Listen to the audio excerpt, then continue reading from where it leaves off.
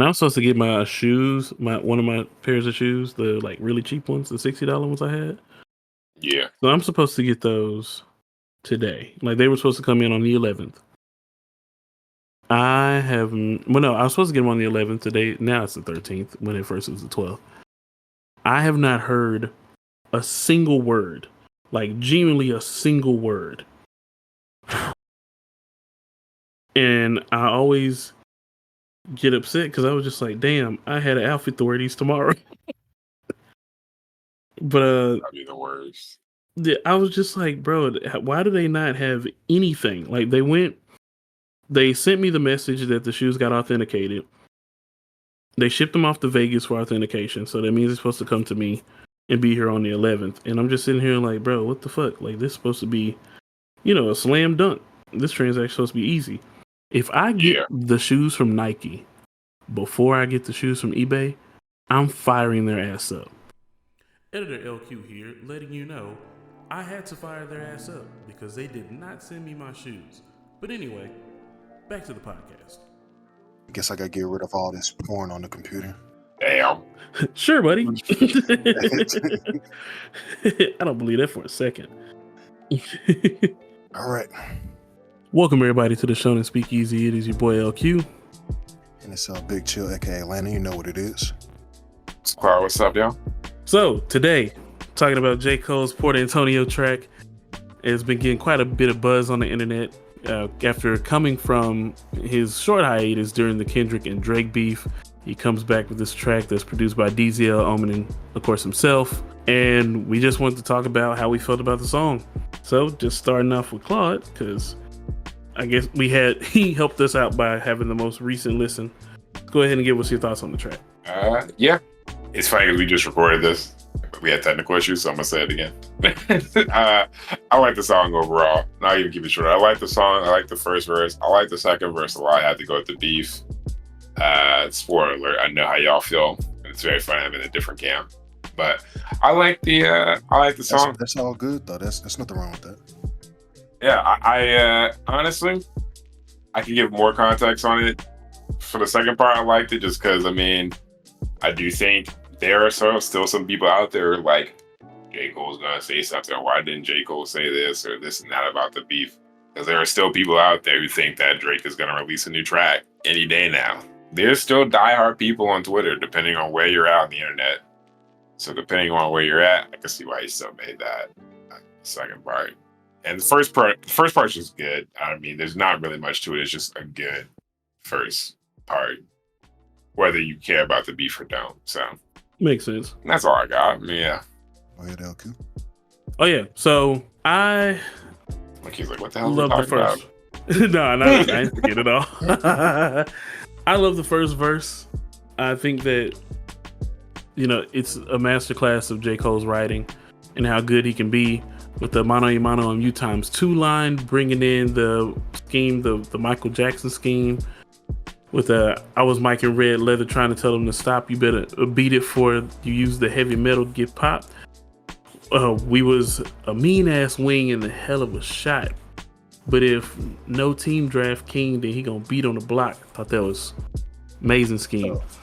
And as much as I do believe that there's other people of higher tier lyricism, when J. Cole gets in his bag, he's really good. And I could appreciate the first half. Second half, I don't like nearly as much, not because of his lyrical ability, but because of the framing of said verse and how it portrays his I would say contributions. We'll just keep that part for now, and then I'll go into detail later. But how it portrays his contributions and his thought process. And could his thought process be true?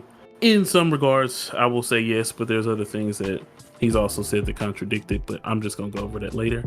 Overall, very good song. Will I come back to it? I'm not going to lie, man. I listen to too much music. I probably won't. But I do like it. If I didn't have anything else going on, or if it was on, I don't even know if it's on streaming services yet. If it was on streaming services, probably. But I'm not going to come back to YouTube for it because I listen to a lot of stuff. All right, Landon, I'm going to pass it off to you. All right. Hopefully this one doesn't fuck up. All right. So in regards to this song, obviously I'm a J. Cole fan. Been a J. Cole fan for a very long time now. always hear new music from J. Cole is always good. With that being said, he could have just cut the song off after the first verse, and I probably would have been very happy with that. Had like a Friday Night Lights feeling to it, the way that he was going. But as soon as he starts saying y'all niggas ain't stopping me, like I'm not trying to hear that shit, man. Like we've already seen that you know, as soon as pressure came towards you, you immediately, oh no, I'm good. I couldn't sleep at night, you know, I wasn't feeling this and that, and I don't want to lose a brother. Okay, well then you should have released this song right after you drop the was that Might Delete Later. Like drop it around that time, not drop it like I said after the beef has kind of subsided after months. Like this is why you secured number 3 in the big 3. Like when it comes to this song, no one's gonna take you seriously, unfortunately. But maybe he was thinking and he had to reflect. Oh brother, like when it comes to that, he had plenty of time to think the last couple of months, and because you got peer pressured into making 7-minute drill, just shows you how weak-minded you can be in regards to the rap game. Not calling you weak-minded as, you know, in general or whatever, but the fact that you were so easily influenced and then you immediately walked it back. Why like I said, why not just drop this track right after 7-minute drill? Like, and the fact that you took it off of streaming services, like that still ain't gonna remove the fact that people heard that song. And if you actually bought that project, you still have the copy. So regardless, if you try to remove the media, people gonna have it. It's engraved in people's mind. So either you say fuck it, hey, I stand with what I said, or walk it back like you did, which made you look like a little bitch. And that's the unfortunate side of this. Like I've been in so many group chats and so many threads that I've seen on like Twitter and many other places where people are just shaming you, man. And it's unfortunate because I really do think you're a really good artist. I think you're talented. I wish that, you know, your albums overall would have been better, because your debut album, Sideline Story, I wish I had that $10 back. But at the end of the day, what a time. At the end of the day, you know, I know, because that was when I was in college and I needed it. But yeah, like it's really unfortunate that it's going to be seen as an afterthought now, at least in my eyes or whatever. But like I said, we can go into more details later, because just dissecting these verses and some of the stuff that he's saying is just too contradictory. Like, make up your damn mind, bro. Are you in or are you out? That's all I can say. Hey, whenever y'all want to chime in, just go ahead, because I'm feeling a lot of things. Yeah, go ahead. So my issue with the second half of the song, like I said, it has nothing to do with his rapping ability. It all has to do with framing. Also, kind of tired of him reusing that Benjamin Button line, but that's just what happens when you've been on a fan so long. You just start hearing stuff over again, and then you're just like, you can kind of get away from that. Same thing with like Cold World, get away from that forever. Not gonna lie. Hella fucking annoyed. Absolutely hated at this point. Anyway, regards to the second verse, what I don't like about it is please no. But what I don't like about it at all is the framing. And the framing gives a perspective that he is often able to do because he knows his position and what his rapport is with the fans in rap. J. Cole gets to give off this idea of, I didn't really mean it. Hey man, we can all be cool. I'm not the type of guy.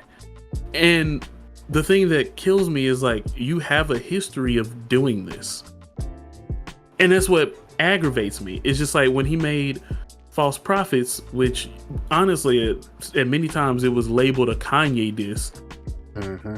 He goes into an interview right after, like not too long after that, when his album was coming up. I believe it was For Your Eyes Only that was releasing. And he told the station, oh, that wasn't about Kanye. That was about, you know, rappers in general. I was actually reflecting on myself and telling myself, and I was just like, And he was like, now I did have a verse that pertained to him, and that's because of how I see him. And it was like, yeah, nigga, but you just kind of like literally dissed him. Like you didn't. Yeah. It's pretty clear. It's pretty clear cut who the fuck you were talking about. Yeah, it's pretty clear that you were talking mad shit about him, and you weren't saying it in like a constructive manner. You were just like, yeah, I met my prophet, and I found out he was basically a fucking dick, and now his music isn't really that good anymore, and he talks way too fucking much, and he doesn't control himself, and he needs some mental help. And it was like, okay, I mean, we were like, oh yeah. Yeah, it was like he went in, and then also he had the time where he like threw jabs at Wale, and then Wale responded, and they kind of just squashed it because him and Wale they're peers out of the same class, and to me they are close in level of like lyrics. I would say, yeah, like I wouldn't say that much, but like in the creative process, like as songwriters, they're kind of in the same realm where like their music really wasn't made to be offensive to anyone, but they do also still have the competitive spirit. So what you're telling me is he loves the pump fake. That's unfortunate, but I mean it lays back to the the album cover sideline story, you know. Yeah, absolutely right. And that's the thing I kind of wanted. The reason why I bring those other situations up is because when you start to see a pattern out of people, especially when you're like, when you do, I won't say I saw him as a prophet ever, but when you do become a fan of someone and you start to watch the moves, you also pick up on the things that you don't like as well. And the second verse is kind of that. One, still throwing like random jabs in. It's kind of like if he went from shadow boxing and just showing and like basically reintroducing us to J. Cole and what he's come from. And then in verse 2, it's like he's shadow boxing, but while he's shadow boxing, he's like, yeah, this bag is all my competition. And he's like hitting the bag. And he's just like, yeah, man, if I was in a ring, if they ever stepped in the ring with me, I would kill him. But it's all about peace. Let me jab the bag. Gotta work on the bag because I'm actually just doing this for me, not for anyone else. And it's like, well, that's cool. Or it's like a nigga that likes to spar a lot, but when it comes to actually doing an actual fight, oh no, I'm good. I just like sparring. I'm good. I'm chilling. Yeah, it's kind of like when Floyd Mayweather was at that point where he didn't want to mess up his record, so like all the matches he started to take were like. Yes, he was only doing exhibition matches and they didn't count against his record. I mean, granted, he was still going to whoop most of those people's ass. Maybe not all, but a great majority of those people's asses. But then it just truly became about just that part, the money. And I want to say the second verse to me felt like having your cake and eating it too, which I learned a better phrase for that, which is having butter and having the money for butter. And I love that phrase way more. And to me, that's what was happening. Because I really hate when they say have your cake and eat it too. I'm just like, that's the point of having the cake. But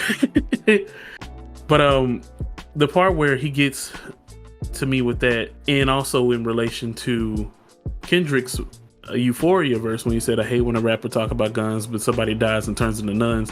And then J. Cole says, I pulled the plug because I seen where that was about to go. They wanted blood. They wanted clicks to make their pockets grow. And it was like, they see this fire in my pen and think that I'm dodging smoke. I wouldn't have lost a battle, dog. I would have lost a bro. I would have gained a foe. All for what? Just to attain some mo? And it's just like, I think that you're bullshitting yourself in a sense. Like, I do think that he maybe believes this now. But in that moment and when this stuff was happening 4 or 5 months ago, even though you are reflecting that, like all your actions, even when you took down the song and you continue to rap afterwards, it's like the way that you're moving, you want to act like the shit around you isn't happening. And I gave, I think it was, Landon, I think I was talking to you. And I was like, it would be weird because we have friends and some of our friends are not friends with, our mutuals. I have a friend that I'm no longer friends with. Obviously, I meant had. When me and Claude, not me and Claude, my bad. When me and Landon used to live together, and we just don't talk. Now, if Landon talks to him, that's cool. That doesn't do anything for us. But if he invited me to a party, Landon already knows I'm not going. And if Landon tries to force us in the same room, it's not gonna work. I don't hate the dude. I just don't want any association with him anymore. And that's fine. So having that same perspective, put that in this situation. You have known these people have been sneak dissing and had an adverse reaction to each other for over a decade. You then get on this song with Drake. We already knew that was gonna rub Kendrick the wrong way, but let's be real. Let's just say it's all professional. Nobody really gives a fuck. It all passes. Let's just say that the egos aren't really that big, even though, on Mr. Morale and the Big Steppers, he literally just said Kanye and Drake made up, and he realized that he still has some healing to do. But Drake invites him onto the song. He doesn't take it. And then what do? Y'all frame everything as two-person sports. You mentioned the big three, but everything that y'all doing is like, we're buddy, number 1 and number 2. And then there's Midget Man. But it seemed he was kind of guilty by association, but it's just like, you can't be this dumb. You can't be 39 years old and not see everything that's going on around you. And then as soon as you caught like one line, literally 2 bars worth of smoke, you release a diss track ahead of Drake. And then you're just like, nah, take it back. I'm sorry. I didn't, I tried to diss his discography, and I know he's great and I love him. And it's just like, well, now it was never the issue of that he apologized. Like I always said, my jokes were, I always thought it was funny. Take a hard look at his own discography. Yeah, his ankle was pretty bad. But this second verse, to me, is trying to rewrite history, but also be absent-minded at the same time. But it's worded so well that I kind of, at first when I listened to it, I was like, oh, okay, that was nice. And I really didn't care until he got to the gun part. If you refuse to shoot the gun, don't mean the gun ain't deadly. And he was like, I guess in that metaphor, hypothetically, the gun is me.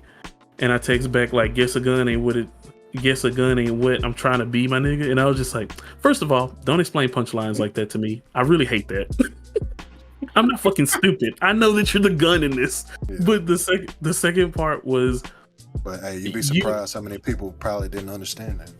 The part that probably surprises me is how many people were impressed when they heard that part. Granted, like I said, I've been impressed with the rest of the song lyrically, but that part I was like, why did you have to explain? You know what? Fuck it.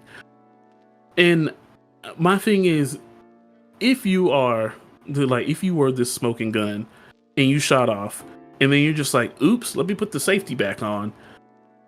It's just so weird that you're framing this as like you took the high road because you knew things would get bad between them before someone told you, hey man, you probably don't want nothing to do with this. Things are going to get bad between them too. Don't frame it like you didn't contribute to this. Don't frame it like you didn't have any part of this. And don't say that you see two sets of angry eyes and the third one's closed. There's no magic that you had in this situation. You didn't have any foresight. You didn't know what was going to happen. This was all going to be truly a friendly fade between all three of you until Drake was like, gotta keep some bodyguards like Whitney. And then you already knew the same shit that Pusha T did, Kendrick was going to do the shit too. And that's exactly the reason why they told you, stay the fuck out of it. But it's just, the framing is weird. Like you're not this high and mighty person. You contributed, you regret it, you took it back. It's cool. 5 months later, I don't think I need you to really say that again. And that's kind of like when he said it again, it was like, well, you didn't say it again and just say it from this position of, these are the things that I went through during this 5 months of, like all of this. Is like, no, you took that road of, I knew all along. You guys should be better. Hip hop isn't really competitive. You know what we do it for. We do it for the fame, for the money, for the love of the art. And it's like, hip hop since its conception has been competitive. And I think that's what makes me mad. But being competitive and iron sharpening iron doesn't mean that you have to not fuck with somebody else. That never happens. Like, Jay-Z signed Nas after they beefed. Kool Moe Dee and LL Cool J are fine now. Cannabis has had conversations with LL Cool J after they beefed. Meek Mill and Drake are friends after they beat. Literal friends. I mean, look at Cameron and Mace. I mean, they had beef for over a decade, and they do a damn sports show together now. Bro, Mace came back and dissed him late. Yeah. Like, literally, like, what was it, during the pandemic or some shit like that? And then he cooked Cameron. And now they're friends. I feel like that's the part that really irritates me. You knew what it was going to be. and then you tried to take the high road and reframe it as into you did something that's so magnificent. When in reality, when you know your fans, who the people that think you're the greatest rapper alive, you know them niggas don't read books. You know they don't care about context. They're going to just automatically be like, J. Cole is a visionary and a god, and everybody should respect that. No, I take offense. I read books, damn it. Oh, you don't think he's the greatest rapper of all time, though? So you're completely out of the group. You are right. Yeah, but I'm just the J. Cole elitist, but they don't care about the context. They don't look into his past actions as, I guess, as critically as I do. And yes, maybe I am over criticizing it to some regard, but that's the part that irritates me, is that if you're supposed to look at this deep artist with a fine-tooth comb, you've shown me a pattern of you jabbing and then bowing out. And you don't just own up to it, be like, I want that recognition of being the best without having to do anything to be battle tested, but I want to talk my shit. That's all you have to say. I want to talk my shit, but I'm not responding to any of y'all. Drake said it, but then he also turned around and did it, and now we see what happens when he meets up with somebody that's a bit of a lyricist. But I can guarantee you, I learned a lot just now. I can guarantee you, all those people you mentioned, the history and the beef, yeah, I'll bet you a lot of J. Cole fans don't know that shit. I don't know that shit. I am probably the most casual rap fan in this podcast right now. Yeah, we know I go way too deep with all this stuff. Yeah. We know I do. But it's cool to hear. I mean, I like that perspective. I'm just gonna give you the perspective of the average day person. Yeah. Who is like, man, because people really did think the beef, when you said tempering iron and like sharpening skills, and people can beef and then be friends with it afterwards. You gotta think, man. On Twitter, people are just saying, I mean, it was like a joke, but people were literally telling like, Drake just gotta go beat his ass, like with his fist now. Yeah, that's true. Like that's what like the modern day, like you're talking about the history, but today, I don't think that's how people would move, and that's how people moved in the past before. I mean, it's not like that's new. Drake just gets other people to do his dirty work. Back in the day, when it came to like beef and stuff like that, niggas would actually like pull up on one another and stuff. But now these days, they got goons to take care of all their dirty work. People may have fought up front, and then once the fight was over, you get over, you move on, and like you said, a bunch of people got over their beefs and became friends. But hey, hip hop and rap is so mainstream, bro. I don't think it's gonna be this code of honor shit. I think it's just gonna be. I think what you're saying is true, but as an average person, I don't see it, because it seems like that is maybe dead in today's hip hop culture. And that's a very reasonable take, and I think that's part of my issue with the when he talks about the whole like, what do we do it for? And I'm just like, you, sir, are from the era where rap is about being the best. And that's exactly what you rap about. So for you to turn around and say some shit that just like, I don't know, that is so dismissive and just blames everything on like, oh, they wanted blood, they wanted clicks to make their pockets grow. It's like, bro, first of all, you made a diss track. And he said that he was hearing, his phone was buzzing, and that he needed to reply.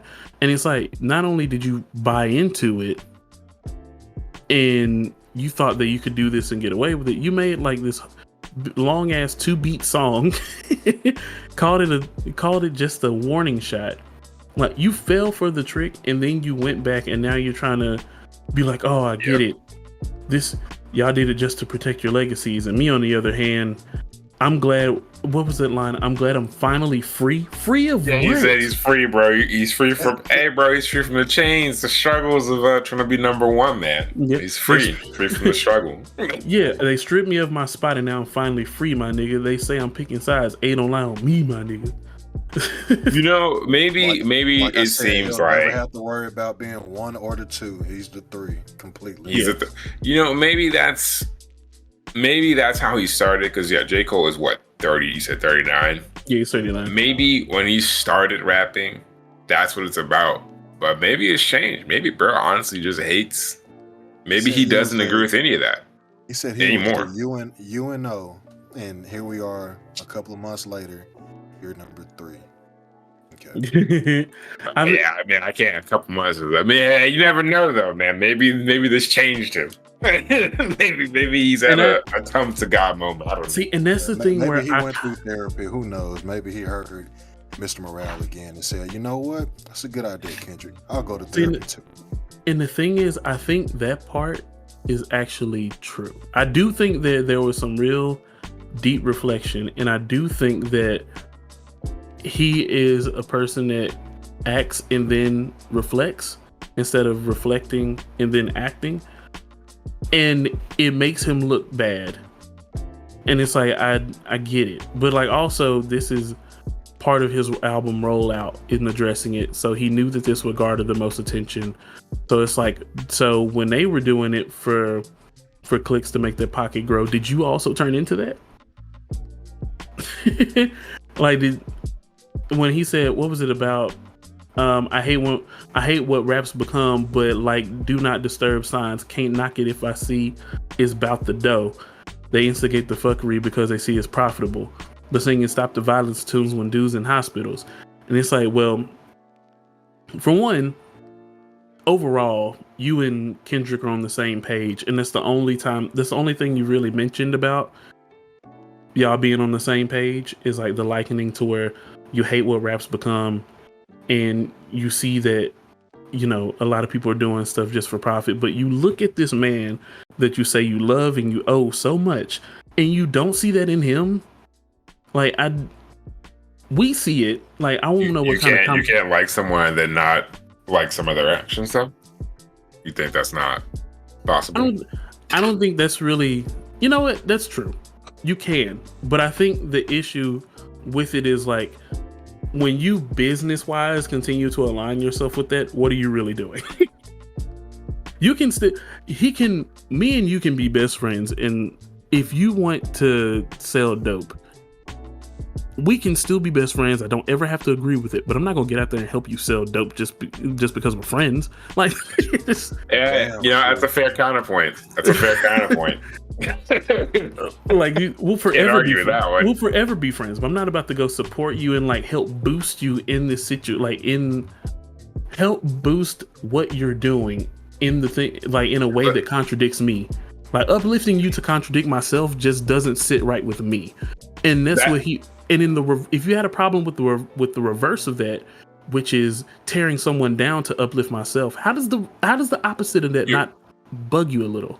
You're right. I think your example is extreme. I think a better example would be if someone is trying to, well, everyone's New Year's resolution, but they put on blast by everyone in the world. Let's say someone's trying to lose weight, and you're like, let's go out and eat like 2 fucking double XL pizzas each. You know, like, eating food is inherently not something bad, and you can even maybe see collaborating with someone that is your friend in music is not bad. Selling dope, this may be controversial for some people, but selling drugs and tearing down your community with drugs can be seen as objectively bad by enough people that you can be like, yeah, I kind of see what he's saying. Like, okay, I'm not gonna help or support that, and I'm gonna tell you that that's bad.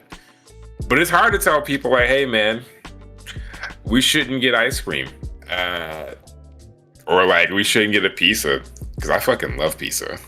I love ice cream. And they may be right, but it's like, it's in that gray area where a lot of people excuse it and a lot of people do it. I mean, look at America, we eat a lot of food. So maybe for J. Cole and Drake, it's like, oh, you know, everyone helps out. Everyone helps out Drake. Everyone's with this dude. Everyone parties with this guy. Everyone helps him make tracks. I don't want to, like, you know, it's not seen as bad, you know. Yeah, that's so true. it could be that gray line. Just to give J. Cole some credit on that. Just because I want to play devil's advocate. No, you're not even really playing devil's advocate. You once again, I was like in the middle. You were on like the far side of like not really, you know, being hard on him at all, kind of giving him a pass for it, and also liking the second verse. I was in the middle. I didn't like when people gave him so much credit, but also there were some lines that people definitely misconstrued when he was like, I wouldn't have lost the battle, I would have lost to I would have lost a friend. I was like, he's not saying that he would have won. He's saying that there is no battle to be had when friendship is involved. Like that's a much greater loss. That part I gave him a pass on. I was like, I'm not gonna be, completely irate. I get some of these lines, but is he a bit good enough writer to where he could have said that differently and it made more sense? Yeah, but some of you dumbass motherfuckers don't deserve that type of rewriting. You just gotta look at you claim to be these like lyrical elitists. You know how to read context, and if I knew that context, being somebody that did not like the framing of this verse, I'm pretty sure other people could too. You are right. You are right. You would think so, but a lot of people just think surface level and don't even think twice about it. Especially if you're a mega fan. If you're a mega fan, you're gonna be clouded by judgment.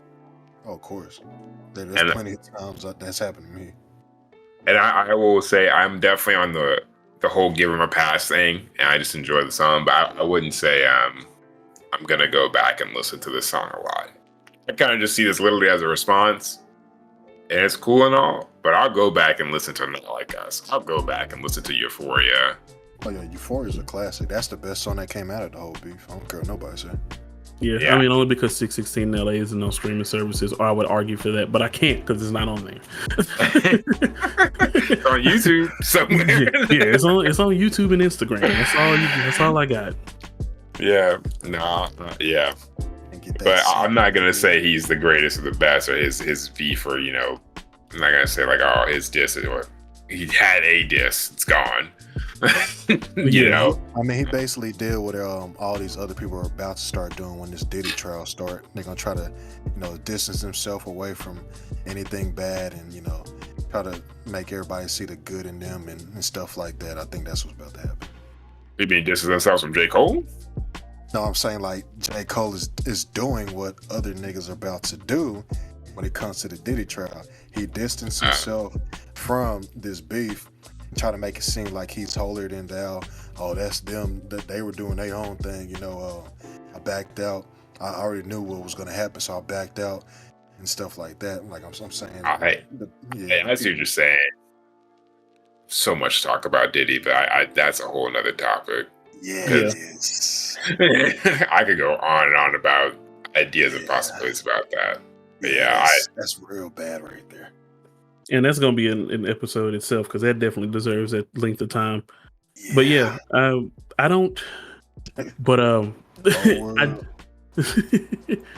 I just really wish that he was, if he wanted to be transparent, accept the criticism that's going to come with your transparency.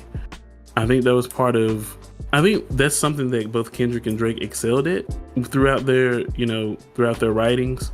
Like, of course, Drake has kind of turned into a shell of what he used to be, but when he was doing his very vulnerable raps, he just accepted they're going to call me soft, they're going to call me lame, but this is who I am, and this is the lane that I chose. And Kendrick has gotten even more so into that with Damn and Mr. Morale and the Big Steppers, and even dating back to Pimp a Butterfly and Good Kid, Mad City. He's always been real about who he is, and he allowed those criticisms to just come through. And also, he doesn't bother responding to stuff that isn't worth his time or effort. And I want J. Cole to find that piece to be like, look, I backed out because I didn't like where it was going. I thought it was going to be friendly, but I'm going to be real with y'all. This was never my intent to go toe to toe with anyone that I actually like. Like, I like these people. Oh, I don't really like Kanye. Like, Kanye still doesn't rock with J. Cole to this day. And it's because of the whole jab and step out the ring. And I've made the comment. I remember one day I was really heated. I don't know. I forgot. I think I was talking to Landon, and I was heated at J. Cole one day. And I was like, he's not even the best person on Dreamville. Jid is. And I remember at first people looked at me and they were like, that's crazy. And I was like, no, it's not. I was like, no, it's not. He is. Nah, you kind of crazy for that one, but I don't think I'm crazy at all. I think what J. Cole excels at, though, which is the reason why some of these people are really mad, is not only is he a great lyricist, he's very relatable. J. Cole is one of those people that, like, if you don't look at him with a fine-tooth comb, he's really hard to hate. Even when his albums suck, he's hard to hate. And he's released a few duds. But, like, I even go back and I re-listen to some stuff, and I even give him passes. And I'm the person that's critical. And I'm just like, you know what? Outside of Folding Clothes, For Your Eyes Only actually is a pretty damn good album. And I literally just told I just told Landon that like a couple of days ago. I was like, 4 Your Eyes Only is actually a really good album. Like a pretty good album, like a top 3 album for him. Which shocked me because I know how much he was, down on the J. Cole albums and stuff. But that folding clothes, Lord have mercy. Yeah, that song sucks. I'm not changing my mind on that. That song sucks. So ass. But I just wish that he was playing, like, instead of trying to act like you took some high road, just be real with yourself and be like, my heart isn't in it. My heart isn't in beefing. Like, these, even if it's like another reason that he backed away, or if he just didn't want to say why he did it all, but just my heart's not in it. I want to rap my ass off and just be the best lyricist y'all have ever met. That's fine. Do that. But don't try to rewrite history. Don't try to act like 7 Minute Drill doesn't exist. Don't try to act like you are so dumbfounded by the fact that Kendrick wasn't on first person shooter when he was supposed to be. Don't act like you have had this very tight-knit relationship with Kendrick over the years, which he is very private, so who knows, maybe they were a bit closer, but he's even said he hasn't talked to him in a while. And don't act like you really truly hate what rap's become when you still want to sign artists, participate in it, and also participate with other artists who do music that you clearly don't like. You've done music with Young Thug, you've done music with Drake. Like, you're not really above where these people are and what they're doing. You just want to go in there, rap on their tracks, and say, I can rap my ass off. And then the first thing you do is rap about how nobody should want smoke with you because you're the best rapper. And then when the other lyricists stepped into the ring and were just like, what that smoke about? And he was like, fan it out. Guys, because you know what, man? Saying all this, I get it. But let's be real, you're right, he's pretty relatable. Because, when it comes down to it, if people got into a fight at a bar, I've been in bars, people get into fights around me and all that.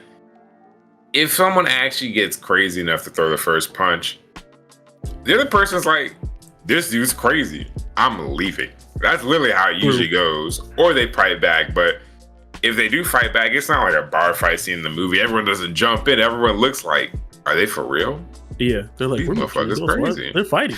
Yeah, they're fighting. These guys are nuts. And then usually they leave.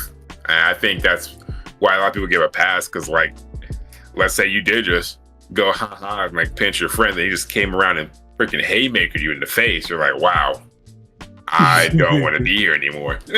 Right. Yeah, but most people are going to walk away because that's an insane response to what you think is a friendly jab. That's true. And I think that's why they give a pass. That's why I do. I remember it was like 2 years ago, maybe. We had a conversation with Sage, and Sage didn't agree when I said people are naturally conflict adverse. And I was like, in any given moment where conflict arises, they rather do anything they can to avoid it than face it head on. And he was like, I don't really think that's the case. And I was like, no, I can prove that that's the case. In many situations, people are just like, oh no. I was like, they rather not get into a fight. People rather not get into arguments. People rather not get in anybody else's way. Like, it is natural to be conflict adverse. And I think the thing that made this weird is, like, if these are your friends, this isn't really conflict. It's competition. Like, Yeah, that's fair. But it's also, like, I still understand giving him the pass. Because I almost get, like, I really just want him to change the framing. I don't care that he wrote this stuff and he's kind of backing out again, even though that's totally unnecessary. And and to me, it's unnecessary because it's unnecessary because I already gave him a pass. I think that's what makes, if anything, that makes me upset. It's like you went from just bowing out and saying, I respect the artist, I love them, they my folks, to I envisioned everything how it was going to go down. I hate the industry. And it's everybody else's fault that y'all really wanted to see blood. And it's like, well, you completely missed that. Like, if these are your friends, you already knew Kendrick wasn't going to jab Drake. He was going to throw a haymaker. But you, on the other hand, even in the Like That verse, bro, you got what? Maybe a jab and a fake? Like, it really wasn't. Yeah, like, it wasn't. It was barely about you. But people told you to respond, and you went first. You went full on with saying his name, and it was about him. The dude said, "For all your dogs getting buried, what's okay? It's okay with all them nines. You gonna need Pet Cemetery." That's not about you. The hardest bar, like, probably one of the hardest bars in the entire beef. Let's be real. It had nothing to do with you. It's fine. Yeah, he really wasn't a part of it. I don't think Kendrick really cared about him in that sense. Yeah, but I don't even think any of the other rappers who quote unquote were part of that beef even mentioned J. Cole. If they did, I don't even know about it. They better not have. The other rappers now, they had no business, and they had no business, and they would have got swept. Now that's when I can get on my J. Cole high horse. There is no, if Rick Ross or Future or ASAP Rocky said anything about J. Cole, immediate L. Because Drake already handed them an L, and Drake isn't nearly the lyricist that J. Cole is. He's a better songwriter. Yeah, I understand. I ain't gonna take no arguments on that. But yeah, he's definitely no fucking way. Oh man, that would have been some for sure. Like to see them come at him like after taking a fall, I guess, in his mind, in regards to not responding and bowing out. If he was to turn around and then beef with Rick Ross and others like that, that would have did some numbers this summer. Oh yeah. Have Kendrick and Drake and then J. Cole against whoever, that would have been really epic to see. But like you just said, being conflict adverse and stuff like that, just be that way from the get go. And just stay that way. Could you imagine if you would have walked around every day and they just like bumped shoulders with you every day because people weren't conflict averse? Could you imagine? Niggas just being petty and I can't believe that people are not conflict averse. That's crazy, bro. We literally try not to run into people on the street when we walk by them. We don't want to have to throw hands. We try to not to bump into people when walking down the street because we don't even like being in other people's space. Literally, the pandemic 6 feet thing was like one of the best things that happened to people. And then everybody got an amazing time. I can't stand people in my personal space. And then people were like, people would get mad at people for not wearing a mask, but guess what they did? Not a goddamn thing. Damn sure. People would go through the store, get in their car, call their people, and be like, I can't believe that these people still out here not wearing masks. Or they would even wait and not just talk about it on the way home. They would wait till they get home and then be like, can you believe these dumbasses still out here not taking this shit seriously and not wearing a mask? Bro, we are very... It's almost in our nature. Especially in the South, because we don't know who got a gun. But in general, yeah, in general, man. People don't want to. Even when I be at red lights and they be taking too long after they turn green, I'll be like, you know what? I'm gonna chill. Exactly. Yeah, I don't honk. I don't honk at all. Well, my horn's bitch made. So my kid is louder than my horn, so I'm not blowing my horn at all. I might need to let the window down and just let Kenzo yell, because there's no way my horn ain't doing nothing to nobody. If it just kind of just fist fight, then I feel very confident about that. But when it comes to, hey, we're gonna pull out these guns and stuff, hey, you got it, my guy. Yeah, you got it.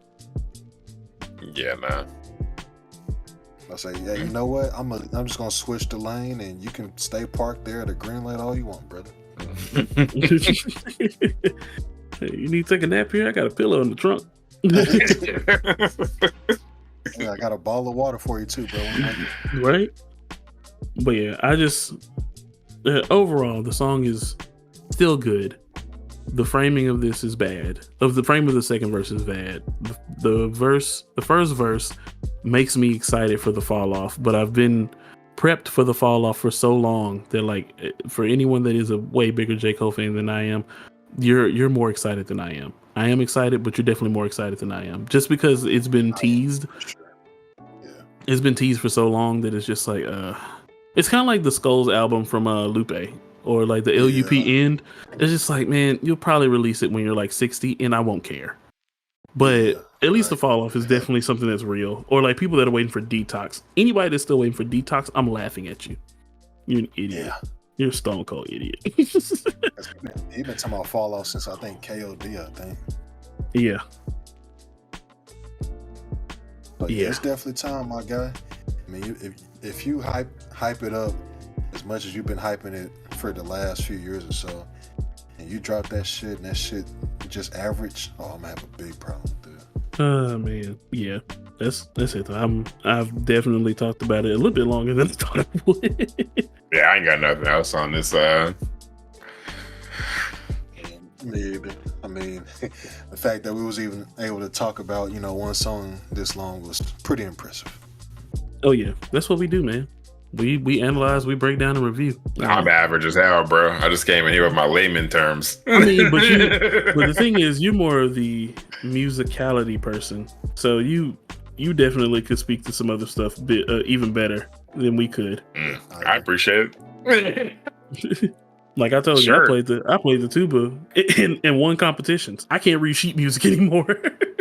At least you didn't. I say I used to play the guitar and I used to play the drums, and I have not done that in many years. Ooh. Many years. Music's so fun now. Fair enough. I'll take the compliments. It was very fun. I just, I don't know. Maybe I just got too busy or something. I don't know. I don't know what the hell happened. Right. I really did enjoy it. Oh man. But it is what it is. It is indeed. I mean, just like J. Cole, just walked away from me, Hey, you freed yourself, bro. Way to free yourself. I'm finally free, bro. Hey man, you didn't lose the drums. You'd have lost a bro. Yeah, man. The way that the guitar was feeling, I felt like I would have gained a foe in the drums. So therefore, I said, you know what? Fuck it. Both of y'all. I'm gonna quit both of y'all at the same time. I ain't even lying, bro. Guitarists and drummers, you kind of hate each other sometimes. You ain't even lying. Everyone knows all about the bass and drums. Someone says guitar and drums. Oh, Lame. yeah, for sure. But it's all good though. When it comes to just hip hop as a whole, I hope that it does get better. Because there is like a particular pocket of hip hop. I'm just like, okay, can we just do away with this whole subgenre? But it's always going to be around because everybody has different music tastes. So Absolutely. Speaking of which, I got some new music that I'm working on, and hopefully, people are just as critical as I was of J. Cole, but in a nice way. All right, everybody, go check out Rebecca Black on YouTube. New Boiler Room. You said music takes for everybody, right? Come on. Fair enough. Yeah, I already listened to it, man. It's way better than what she used to be, but just in a weirder genre. Yeah. The fact that UNT had made a shirt off of her song Friday is crazy still to me. Oh my god, that was wild. I mean, but remember, we had the I have a shirt still. We had the what's that? The girlfriend. Oh my god, what was it? Obsessed girlfriend, whatever. Oh yeah. That I chick, forgot you. That chick where it was the meme went to our school, so they just they made like an entire event around her. That was hilarious. She was creepy as hell too. Yeah. She ended up being a cool person though. Anyway, before we start the gambling, stambling, Mark Hamlin. No, I was playing. But until next time, when we talk about even more rap music and how terrible of a person that Diddy is. Shonen Speak Easy, we out.